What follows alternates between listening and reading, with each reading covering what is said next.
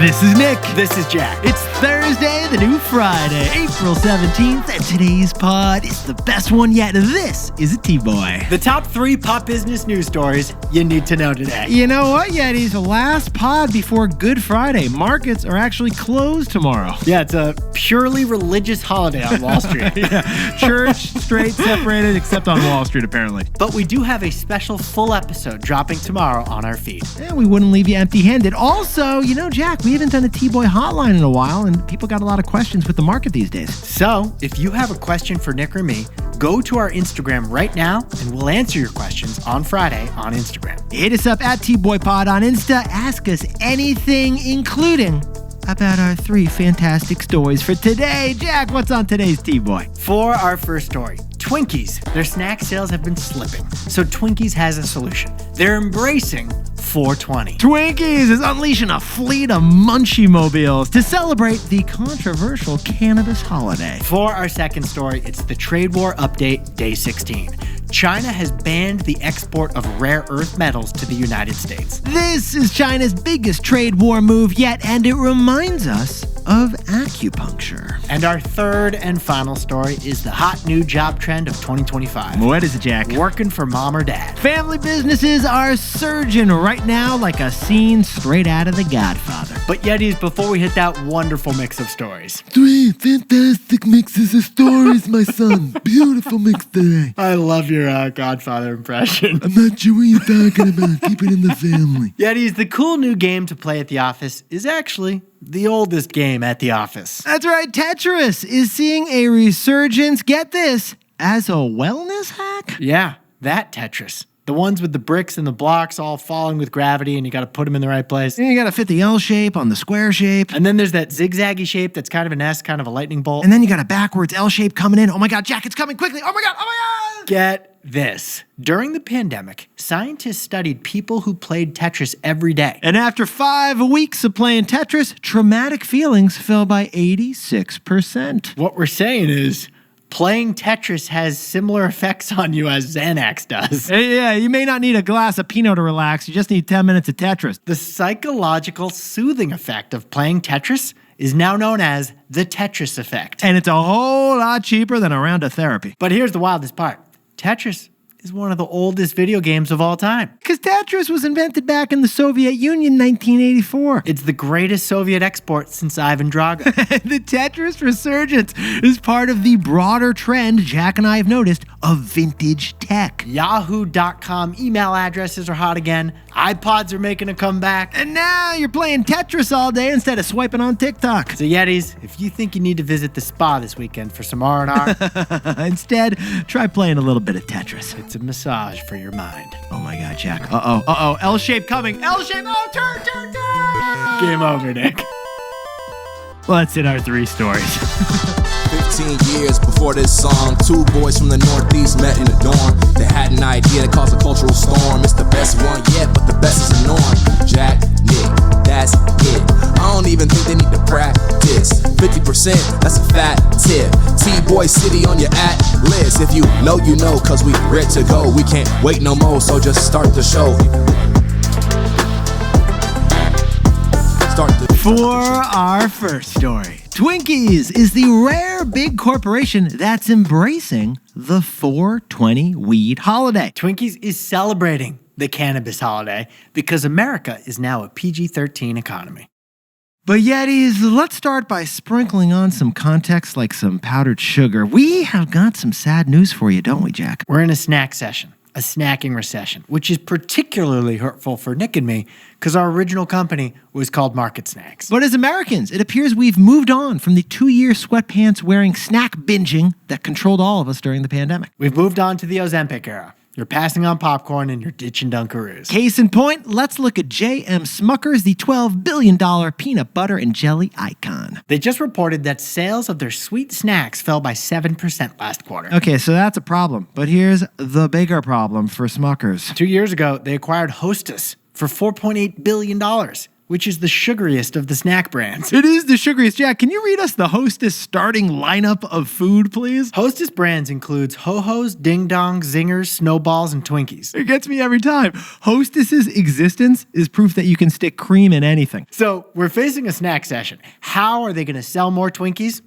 By embracing 420. That's right. Twinkies is making the desperate move to embrace a holiday no other company is willing to embrace right now. 420, the weed holiday, Christmas for cannabis. Yeah, the holiday when Mrs. P caught you in the park with a couple doobies. The 420 holiday started in the 1970s in California, allegedly because 420 was like the police code word for cannabis. We tried to verify that, jumped in T-Boy style. It is a debated origin to this day. And this year, 420 falls on Easter. So Hostess is making it their biggest marketing moment of the year. Fritos wouldn't dare do what Hostess is about to pull off. Hostess is positioning itself as the sweet of choice for stoners. Yeah, this is a total marketing overhaul. Twinkie is temporarily retiring their Twinkie the Kid, the famous family-friendly mascot they've always had for over a century. They're replacing it with a fleet of self-proclaimed Munchies Mobiles. And I'm going to have to hear more about these Munchies Mobiles, Jack. These are Hostess-branded food trucks that set up shop right outside where everyone's like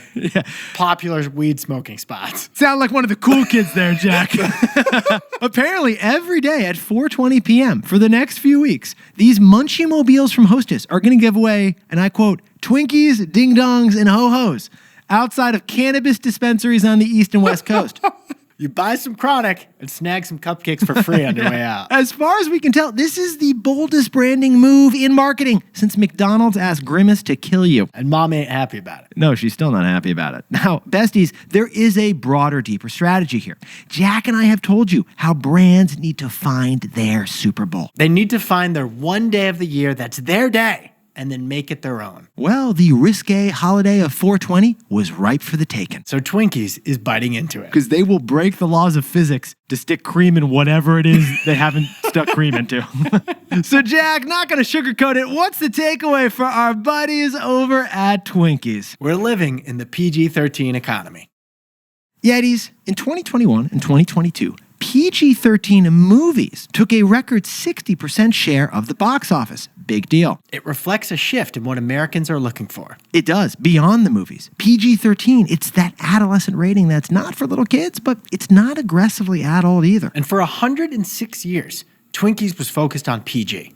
They were a family-friendly, wholesome dessert that was going after children and their parents. But since this big Smucker's deal, Twinkies is pivoting 180 degrees to focus on weed-smoking teens. As pot has legalized across America's states, the culture has shifted from PG to PG-13. More broadly, America is now a PG-13 economy. For our second story, since Sunday, China has not sent a single shipment of rare earth metals or supermagnets to the United States. And if that doesn't concern you, it absolutely should. It is a huge deal. Because China has all the rare earth metals, and without them, nothing works. And we will connect this to an acupuncture needle. Stick with us, Yetis. But in order to tell this story, Jack and I want to travel back 15 years ago when China and Japan had a territorial dispute. In 2010, the two countries were arguing about who controlled the waters between them. To win that argument, China cut off sales of its rare earth metals to the country of Japan. And according to the New York Times, that one move by China was devastating to the Japanese economy. Because rare earth metals are critical to our most advanced physical goods. Keyword here, rare. Even more valuable than rare earth metals are the supermagnets that can only be made with rare earth metals. These things are 15 times more powerful than your regular magnets out there, and they're pretty much in everything these days, Jack. They're used in cars, drones, wind turbines, missiles. Any advanced electrical product requires these supermagnets. Yeah, these rare earth metals are like the VIPs of the periodic table of elements, right? Yeah, like scandium is the George Clooney of the minerals. And here's the issue. China has a rare earth metal monopoly. That's right. 60% of rare earth metals are mined in China, and 90% of supermagnets come from China. Now, China eventually ended their dispute, and they removed their rare earth metal blockade on Japan. But then Japan went into code red. They found alternative sources for these critical minerals, including buying mines over in Australia. But how about the United States? How did we respond after seeing Japan be brought to their knees by a rare earth metal blockade from China? Well, Jack, the situation in America is bad. We're still quite vulnerable. We depend almost completely on China for our rare earth metals. Which leads to the news. On Sunday, China placed an embargo on the United States of these critical minerals and magnets. It's an escalation in the trade war. It's a retaliation to Trump's tariffs. It's China shooting back, and it's huge news. Yeah, we should point out, you're not going to feel this immediately like some of the tariff price pops you're already seeing on like your cute tops. But we might feel this big time down the road if this embargo holds. Jack and I were talking about it. It actually reminds us of the 1970s Middle East oil embargo before America was a big producer of gasoline. Back then, we realized that cars are useless without gas. And today, we recognize that our energy, defense, and electronics industries are useless without rare earth metals. A pair of iPods require terbium and neodymium, two rare earth metals. iPhones, they require half a dozen more rare earth metals. Your refrigerator, your television, your gas-powered Jeep Wrangler, your electric Tesla, they all require rare earth metals and supermagnets. Basically everything that runs this podcast. And that is why rare earth metal restrictions could be China's ace in the hole in this trade war. This is all the result of poor long-term planning, by the way, of both Republican and Democratic administrations of the last 30 years. We should point out rare earth metals do exist in America, but opening a new mine for one of them, it takes 30 years due to a whole bunch of onerous regulations. I wish 30 years ago we had started opening up a mine because this stuff sounds pretty important. Jack, I wish we could hit this takeaway because it's so good. What's the takeaway for our buddies who are everyone using electronic stuff? Our trade war weapon is a bazooka. China's is a needle. Yetis, the United States used to produce a majority of the world's rare earth metals, but then China came along. And they used their classic playbook. They dropped prices to crush foreign competition, and as a result, all America's mines shut down. So today, China's government actually controls all of their mines, knowing how critical these rare earth metals are for geopolitics. So we're hitting China with broad tariffs across all industries, which hurt all of China's exports. But China is now wielding their rare earth metals like a sharp, lethal acupuncture needle. Basically, they found our pressure point. Rare earth metals are a tiny percent of the trade between the United States and China.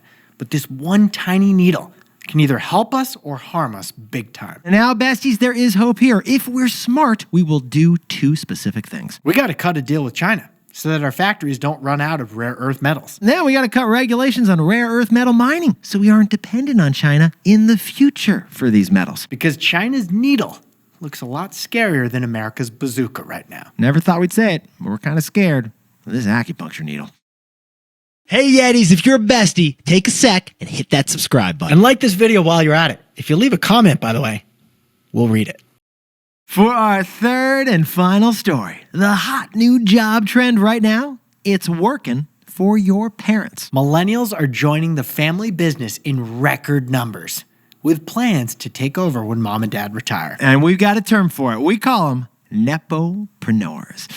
But Jack, why don't we kick things off with the hero stat? What are we looking at here? The share of small businesses that employ a child of the owner has doubled since 2018. Let's sprinkle on a little more context, man. It's still a tiny proportion of all businesses, but the number of those cases where the owner's child is working for the company has doubled in 7 years. In fact, in just the last year, the number of in-house legacy hires, the politically correct term for working for your parents, is up 13%. Not too shabby, man. Basically, parents have gone from telling their kids, you can be anything you want to be when you grow up, Astronaut! to telling their kids, you should work for the family business. HVAC specialist! Now, some kids are working for their dad's boring business. Yeah, they're doing plumbing, they're doing farming, they're working the laundromats. That's what they're doing. Others are working for their mom's white-collar business. Consulting, hedge funds, cybersecurity, all that good stuff. Saxon from the White Lotus, Yeah. he is one data point of this bigger trend. Nepo workers hoping to become Nepo owners. So, Yetis, this is what Jack and I found fascinating about this story. Basically, we're witnessing the godfatherification of America. Everyone's joining the family business, if they can. Don't ever take sides against the family.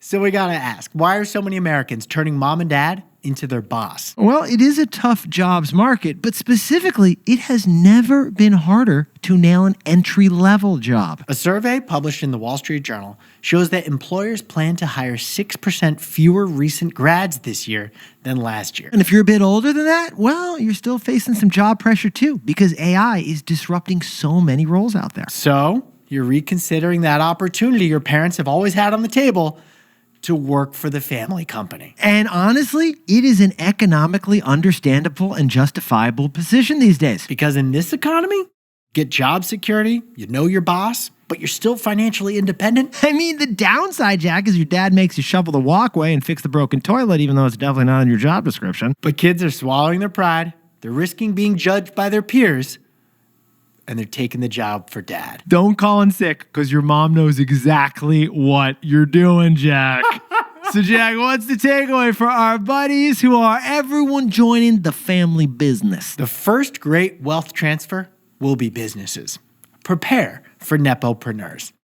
Now, Yetis, we have told you about the silver tsunami before. Basically, the economic impact of retiring baby boomers. Boomers hold a tremendous amount of real estate, stocks, and other assets, and they're transferring that wealth to their heirs right now. But the overlooked part of that great wealth transfer is the business inheritance. And from a mom and a dad's perspective, they don't want the business they spent decades building to be shut down when they retire. They're looking for an heir. Best case succession scenario? Well, they hand over that business to little Johnny or Tiny Tina. We call the recipient of these inherited businesses Nepo-preneurs. The first thing Zillennials will inherit from boomers, before real estate, stocks, or other assets, will be entire businesses. Jack, could you whip up the takeaways for us for the new Friday? Twinkies has deployed a fleet of 420 Munchies Mobiles to market to marijuana users. They're turning 420 into their Super Bowl marketing day. Because America has become a PG-13 economy. For our second story, China has a monopoly on rare earth metals, and they've stopped shipping them to the United States. America is using a trade war bazooka, but China is using an acupuncture needle right on our pressure point. And our third and final story, the hot new job trend is working for your parents in the family business. The first great wealth transfer will be businesses. Prepare for the age of the Nepo-preneur. I think Nepo-preneur is going to be like a dating show on Netflix. Hey, come on down. And what kind of business do you own? But Yetis, this pod's not over yet. Here's what else you need to know today. First, Lyft finally expanded to Europe. I didn't even know they hadn't done it yet, Jack. They just acquired this app called Free Now, which is a ride-hail app in Europe for $200 million. Free Now is actually jointly owned by BMW and Mercedes-Benz, but now it's owned by Lyft, the ride-hail company. Now, for the record, Uber launched in the United Kingdom in 2012. So Lyft's European expansion is 13 years behind. Are they doing food delivery? No, they're not doing food delivery. Still, Lyft turned profitable last year for the first time ever. Yes. Making progress. Jack owns the stock, which is still worth one Lyft, by the way. And second, Doge admitted that actual savings from their government cutting policies will top out at $150 billion. How's that compared to what Elon has said? Well, he said on the campaign trail he would cut at least $2 trillion in government spending. So $150 billion is 8% of that. Now, we should point out that we suggested back on November 14th that 87% of our federal budget was untouchable without legislation. Doge isn't done yet, but they finally learned the reality of how spending in D.C. works. And finally, OpenAI is reportedly working on a social network. That's right, the first ever pure play AI social media. Very early stage. It probably won't even happen if we're being honest. But Sam Altman wants a competitor to Elon's X. This could be a social network where constantly you're interacting with bots, but like in a good way, like they're fun bots. Or it could be a social network that pays you to post because your social media posts are the AI's training fuel. And then, who's working for whom, Jack? Now, time for the best fact. Yeah, this one's sent in by Beatrice the Bunny. Jack, what is today's fact? Passover ends this weekend on Sunday. And Easter is this weekend on Sunday, and 420 is this weekend on Sunday. And a wild data point here, even though egg prices have been very, very high recently, that's not stopping us from decorating eggs. That's right. According to Pass, the 144-year-old egg dyeing company, retailers have ordered the same number of egg dyeing kits as they did last year. So eggflation hasn't touched Easter eggs. You can't afford the eggs, but you're going to buy them so you can paint them. Now, I'm actually hosting an Easter-themed birthday party for Wilder on Saturday. Oh! And did you hear what I'm doing Friday night? Hit me. We're doing an Easter egg hunt in the woods. The eggs are full of dinosaurs. Oh, my God. On Friday night, I'm going to put on a headlamp and go out in the woods and hide the eggs. Life finds a way. Oh, you're going full Dr. Grant. You're putting the dino eggs out in the wild over there. And I'm Jack. doing it Okay. at dark because the party's in the morning. Okay, just blink twice if you put the Stegosaurus under the oak tree. Now you're speaking my language. Yetis, you look fantastic over there. Now remember, even though the stock market is closed tomorrow, Jack and I whipped up a very special episode for you. So check out our feed Friday morning. We think you're going to like what you listen to. We'll see you here as usual, and then tell a buddy this weekend, HYHTBOY. Have you had the best one yet? That is how we grow the show. Celebrate the wins, and Jack and I will see you mañana. And before we go, a happy 7th birthday to Aurora Eck, the Yeti in Northwest Arkansas, who just rode her new bike all the way down the street. Happy birthday to Dave Pally, an old Robin Hoodie buddy of ours over in San Francisco. And Ed Palacios down in Miami, Florida, is listening with a 12-year-old daughter celebrating the best birthday yet. Happy birthday to Krista Bear in Asheville, North Carolina. And Yeska Gamedes in Lubbock, Texas, happy brilliant birthday. Happy 31st birthday to Kathleen Wong and the orange cat named Mochi, who's also celebrating a birthday in San Leandro, California. And Zachary Zuzik with so many Z's, he's celebrating a 31st birthday in Annandale, Virginia. Happy birthday to Dandelion Dan in Hudson, Wisconsin, who's picking dandelions for his birthday. And Shashank Murthy celebrating the best birthday yet in California. Happy birthday to Allie C. in Menlo Park, California. It's also Quigley's Gotcha Day. Something to celebrate. And Jack Milliken is celebrating 34 years doing logistics in Chicago. Happy birthday to Tammy Wankoff in Lakewood Ranch, Florida,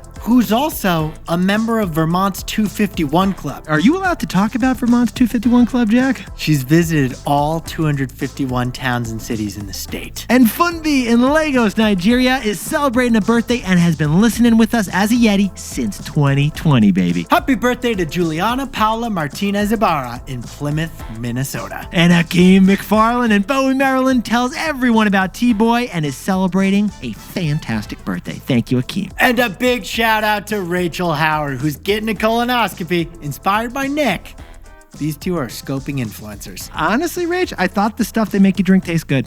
And finally, happy anniversary to John and Julie Rich in Washington, D.C. Celebrate the wins. This is Jack. I own stock of Lyft and Netflix.